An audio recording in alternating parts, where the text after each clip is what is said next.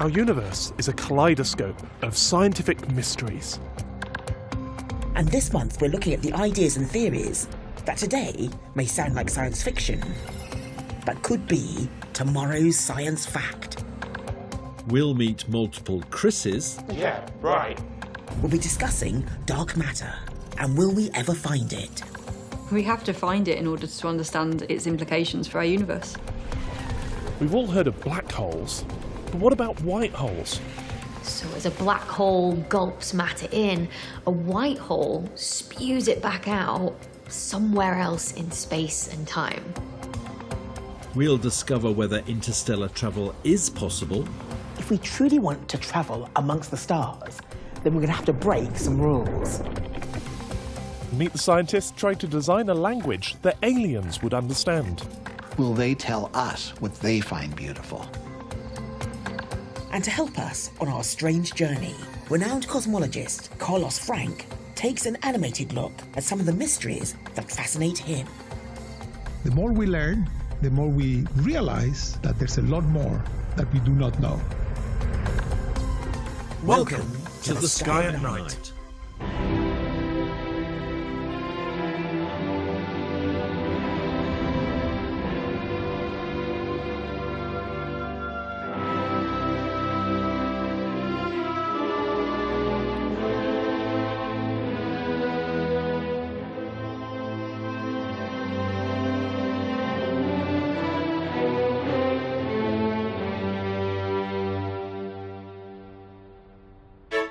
We're here at the Royal Society in London. Established in 1660, it has been at the heart of many exciting scientific discoveries. Their members' roll reads like a veritable who's who from the world of physics. They include Isaac Newton, William Herschel, who discovered Uranus, and more recently, Stephen Hawking. The Royal Society also has a unique collection of works and memorabilia spanning over the 350 years of its existence, including two very special artifacts. This book, A Discovery of a New World in the Moon, was written by John Wilkins in 1638. And in it, he discusses how to overcome the great scientific challenges for a trip to the moon. Now, what's amazing about it is that it was written 300 years before humans set foot on the moon, and well before the invention of the combustion engine, let alone the rocket. This manuscript was written by John Mitchell in 1783. At Cambridge, he studied gravity, its effect on stars, and how they bound together to form galaxies. One of his ideas, way ahead of its time, was the hypothetical possibility of black holes.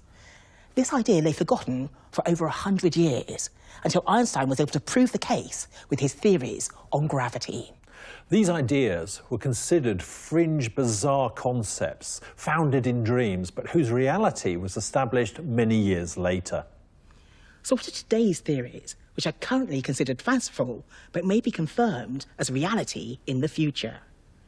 Come with us on a journey to the multiverse of mystery to find out. And our first mystery is the theory that there may indeed be multiple universes out there somewhere. There is no reason to believe that our universe is unique. It is quite possible that just as our universe was created, many universes were also created. If that is the case, then we live not in a single universe, but in a vast collection of universes that physicists refer to as the multiverse. We can think of those as island universes, each with its own quirks, maybe even each with its own laws of physics. For example, there could be one of these other universes where gravity is 100 times stronger than it is in our universe. If we could somehow prove conclusively the existence of multiple universes, of the multiverse, that would be a genuine intellectual revolution, a complete change in our cosmic thinking. Over the last few decades, we've made great strides in understanding the evolution of our grand and elegant cosmos. But big questions remain to be answered. In the beginning, we think there was a Big Bang, but that doesn't explain why we have the universe that we do. If gravity was weaker or stronger, if there was much more matter or much less matter, if chemistry worked slightly differently, then the universe would be very different and probably a less happy place for life.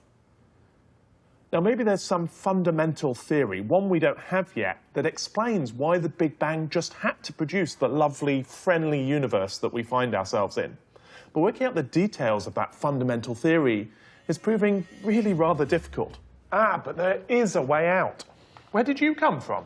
Oh, I'm you in another universe, but slightly different. Are you real? Well, as the great philosopher Mercury once said, is this the real life or is this just fantasy? But let's put that to one side for the moment. Explaining why the universe is the way it is easy. No faffing about with the Big Bang required. All you have to do is believe in the multiverse. But I'm not sure I believe it. Creating multiple universes is an extravagant way just to get away with not understanding the Big Bang. Well, I certainly believe it. Hello, where have you come from? Well, if there are multiple universes, who's to say there's only one other universe in which a Chris exists? And there's actually evidence to support that. Some of our ideas about quantum mechanics, the science of the very small, suggest that every time an observation is made, the universe splits, creating many worlds with many possibilities. In this universe, I roll my dice, and I get a 6. But that action has created 5 other universes, one for each possibility, each with its own Chris going on in his own universe. Or maybe your dice are loaded. Anyway, I don't think this helps explain why we live in this universe, one so suitable for life. Luck, I suppose. Or maybe we just need to think bigger. Seriously, this is too many Chris's. Surely not. Well, in my theory, there are Chris's all over the place. Every time any of us make a decision, every time I sip or don't sip a martini, look left or right, look up or down, we create a new universe and a new Chris within it. My brain is too small to contain infinitely multiplying versions of myself. Well, before we melt a Chris's brain, let's get back to trying to explain why the universe is the way that it is. And there's an approach to the multiverse that can help us here. Just imagine that each universe can give birth to another universe every so often. It must be rare, so we might have to wait a long, long time for it to happen. But when it does, just imagine that this daughter universe inherits some of the properties of its parent. Now, if that's true, if that's true, then it explains why long-lived and stable universes are common. Well, it's certainly one explanation for why the universe simply had to produce me. Yeah, right. But look, this is all a theoretical flight of fancy. There's no evidence that any of you actually exist, at least in my universe. Well, the Big Bang seemed crazy, but all the evidence suggests that it really happened. Multiverses are the same way. And if I can roll enough 6s, I can prove it to you.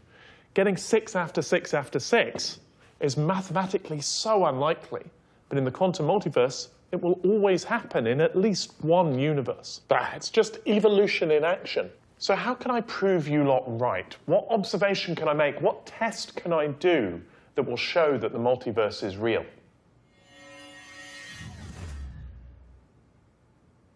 Typical, when you ask the hard question, they disappear. So it seems that in this universe, we don't know yet. But who knows? Maybe in some other universe, somebody woke up this morning with just the breakthrough that we need.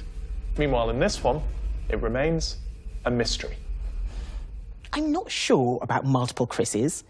Maybe one's enough, especially in this universe.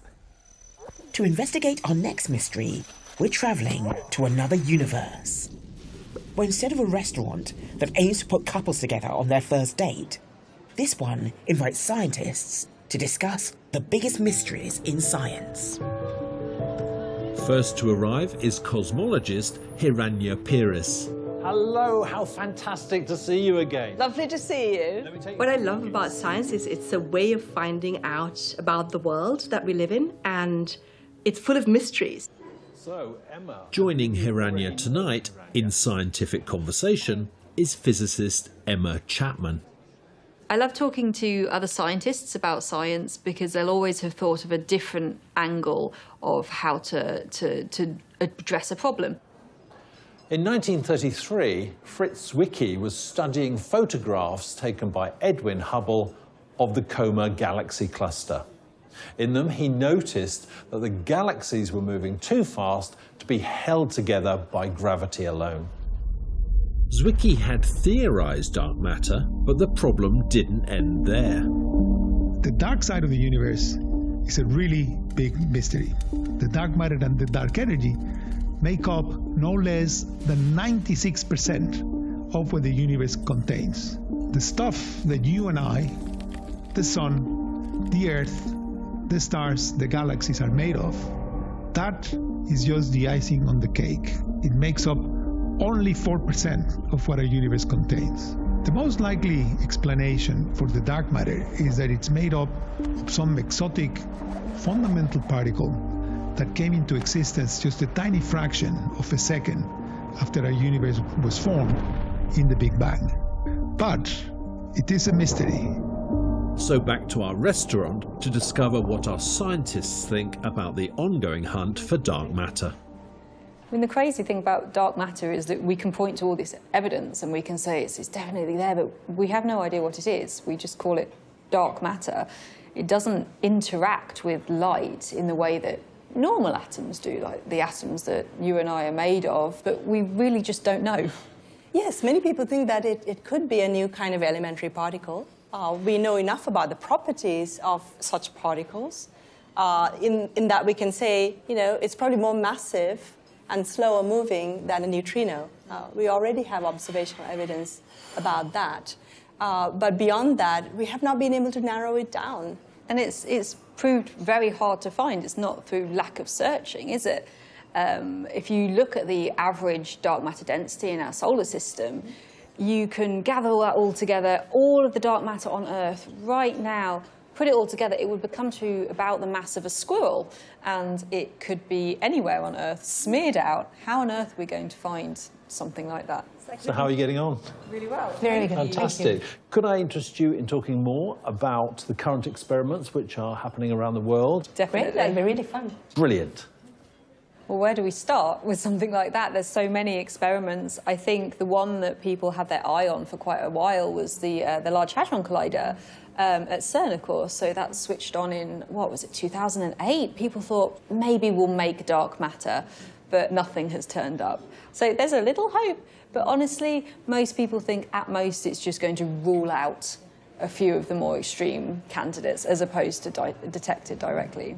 We could also try to work out if there is dark matter by signatures that you can see in the electromagnetic radiation. For example, if dark matter annihilates with itself, it could produce light.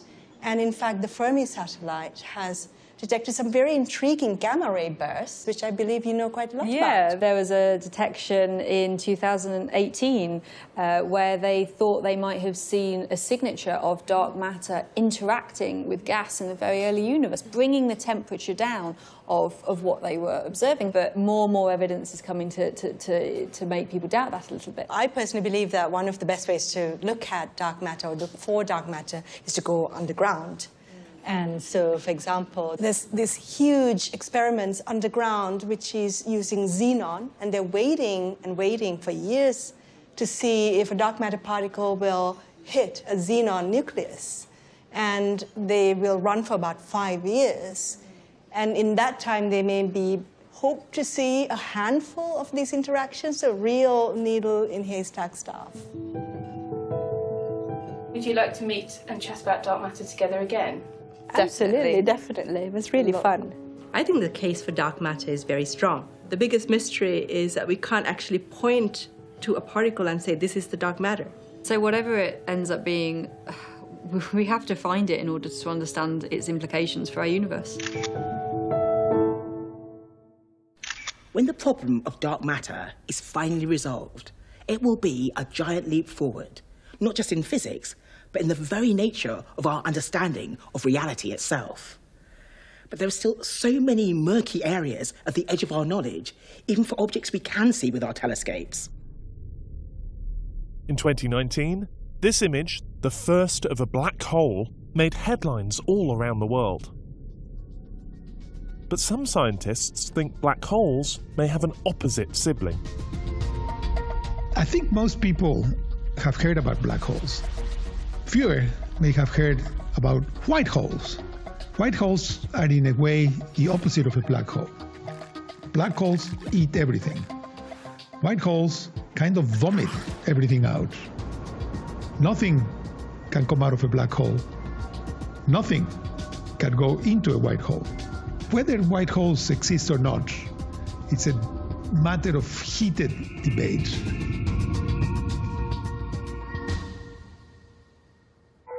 Astrophysicist Becky Smethurst is an expert in black holes. As we move into a black hole, some scientists have considered whether the forces become so extreme that a hole is pierced through the fabric of space and time, exiting in another part of the universe, or even a different universe entirely, something known as a wormhole or an Einstein-Rosen bridge. A white hole that could spew out matter across time and space is rather reminiscent of the beginning of our universe, as described by the Big Bang Theory.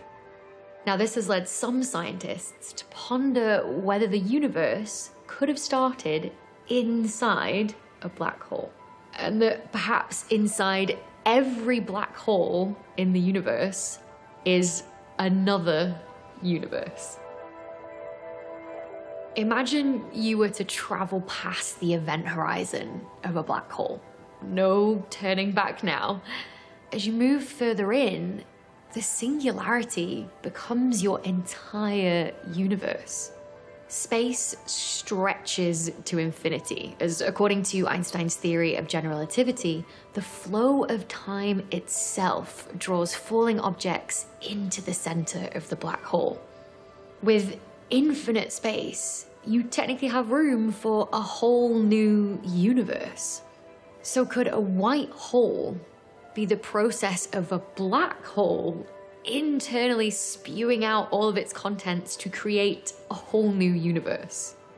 Imagine a family tree of universes, with each new black hole creating entire universes of their own. But there is another idea of what white holes could be. When Stephen Hawking started considering black holes from a quantum perspective, which is what's happening on an unimaginably tiny scale, he started to figure out that black holes are a little bit leaky. And as they leak this aptly named Hawking radiation, they lose mass over time and get progressively lighter. And there are scientists that are working on the cutting edge of quantum gravity that think that in the unimaginably distant future, when all the stars and galaxies in the universe have died out, black holes might go bang, effectively bouncing back all of the matter and light and information that they have swallowed over time and giving it back to the universe in one fell swoop. This bounce back could be our white hole. It's nice to think that here at the end of all things, there could be a little bit of light that comes back into the universe and maybe starts things all over again. Maybe this process has already happened time and time again.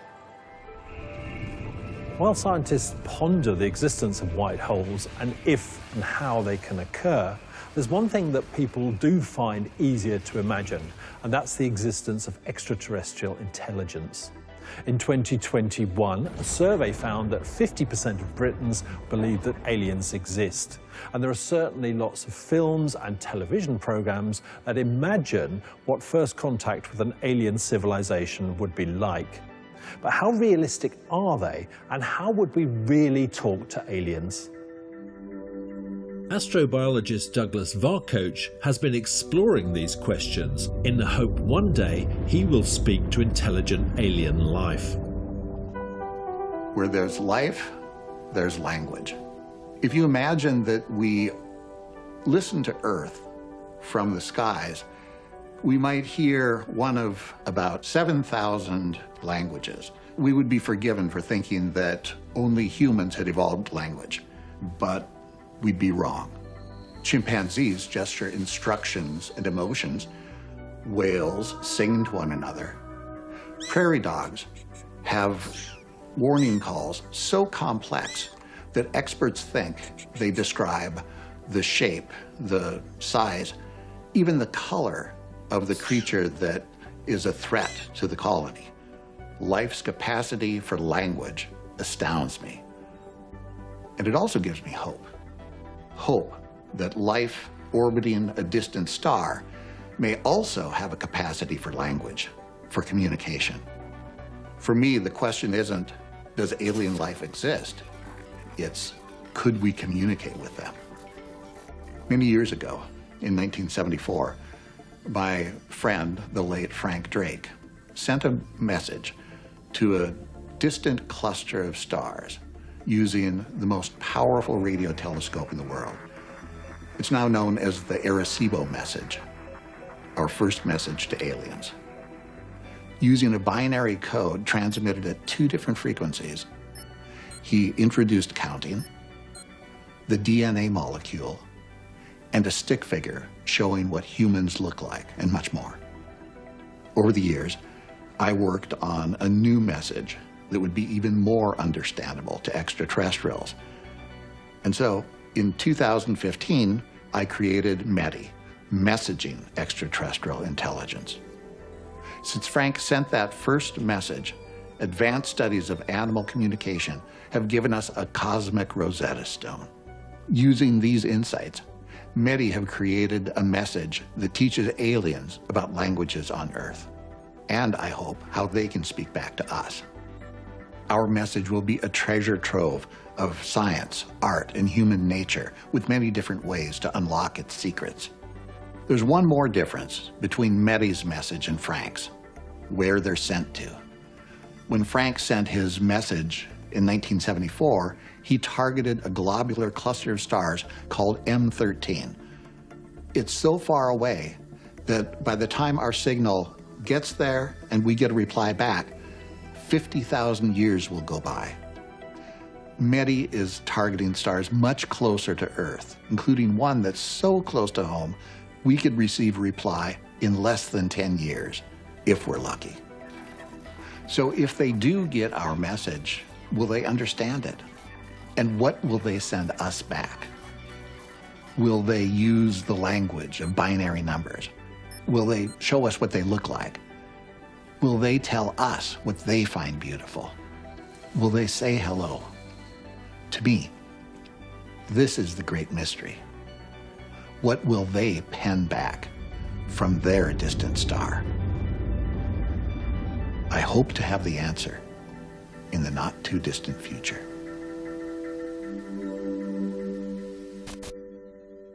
If we were able to prove that aliens exist and were able to communicate with them, the next logical step would be to try and meet them. The problem is that space is vast, almost incomprehensible to the human brain. One way to measure it is in light years. That's the distance that light travels over the course of an Earth year. That's about 6 trillion miles.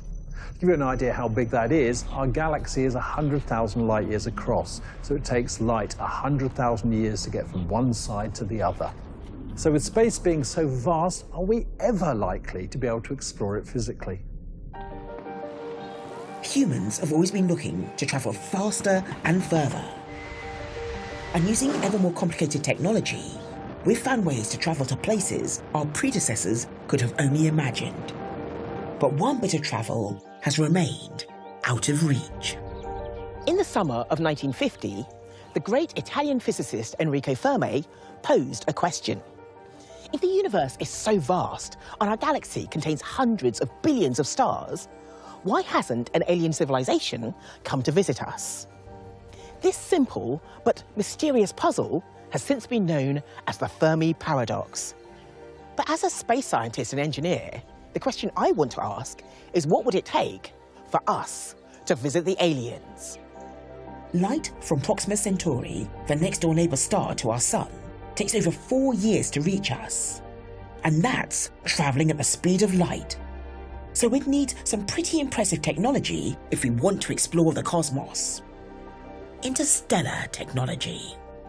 So far, we've only managed to send humans as far as the moon, which feels pretty meagre on a galactic scale. One of the major reasons for this is the space travellers were slow, really slow. The Apollo spacecraft reached speeds of 40,000 kilometres an hour, which may sound fast, but even at top speed, it would take 100,000 years to travel to Proxima Centauri. If we want to visit other stars and the planets that surround them, we need to find a way of travelling much, much faster. When John Wilkins wrote about travelling to the moon in the 1600s, he imagined making the journey on a large sailing ship. Well, that's not quite as crazy as it sounds, because one of our best current ideas about travelling the long distances through space is by using solar sails. Instead of being propelled forward by wind, they use radiation pressure from light. In the future, powerful lasers could allow solar sails to travel up to 10% of the speed of light. At those speeds, we might be able to reach Proxima Centauri in around 40 years. So solar sails could make it possible to travel to another star, but it would take nearly half a lifetime to reach even our closest stellar neighbour. If we truly want to travel amongst the stars, then we're going to have to break some rules and travel faster than the speed of light. In 1994, a Mexican physicist called Miguel Alcubierre outlined a warp drive for faster-than-light travel, using a clever trick not to break the speed of light. What if I want to move this ship at one edge of the table to the moon at the other end of the table? The traditional way of doing it would be to move the ship. That's how it's normally done. But there is another way. Rather than moving the ship or the moon, what if I could gather up the tablecloth that lies between them? Now, the moon and the ship are much closer together. What I've effectively done is I've scrunched up the space-time that lies between the two objects. By contracting and expanding space-time around the warp drive in this way, we can move ourselves next to any star as fast as we like, without breaking the speed of light rule. Of course, it's not that simple. The Alcubierre warp drive is a theoretical possibility, but the actuality of warping space-time is full of problems. The amount of energy needed to power the drive might be a deal-breaker. It was calculated to be more than all the energy that existed in the entire observable universe, which isn't ideal. Whether interstellar travel is possible in the future still remains a mystery. But possibly with the right innovation, we may get a little bit closer to travelling amongst the stars.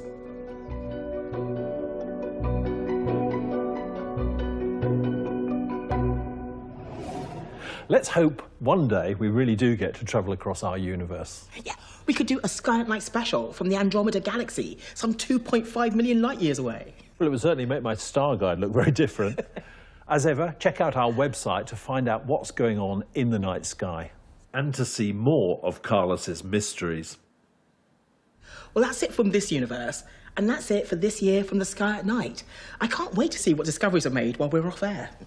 So do join us for our return in 2023. In the meanwhile, happy stargazing. Good night.